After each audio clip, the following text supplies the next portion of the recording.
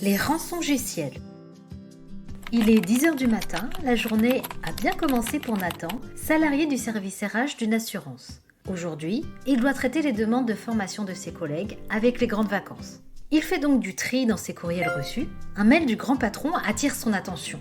Ce dernier souhaite à tout le monde de passer d'excellentes vacances, d'en profiter pour se ressourcer et de regarder la vidéo informative en pièces jointes. Il clique, rien ne se passe. Double-clic, l'ordinateur mouline sur une page blanche. Bon, il ferme la page et décide d'aller prendre un café avant de s'y remettre. Si seulement il s'agissait réellement d'un message du grand patron.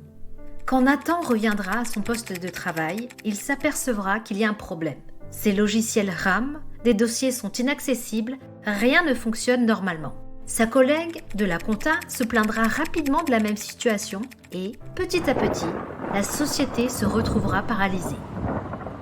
Mais que s'est-il passé ? La société vient d'être prise en otage, il s'agissait d'une attaque par ransomware. Parmi les attaques les plus fréquentes pour les professionnels, le ransomware est une cyberattaque bloquant l'accès à des appareils ou à des fichiers en les chiffrant. Pour récupérer les accès perdus, un paiement est exigé. Les victimes de ces attaques choisiront généralement de payer les rançons afin de limiter les impacts économiques et réputationnels. Ce n'est parfois pas suffisant. Un ransomware peut être un moyen de diversion pour un attaquant souhaitant récupérer des informations, voire les revendre. Payer une rançon n'est pas la solution.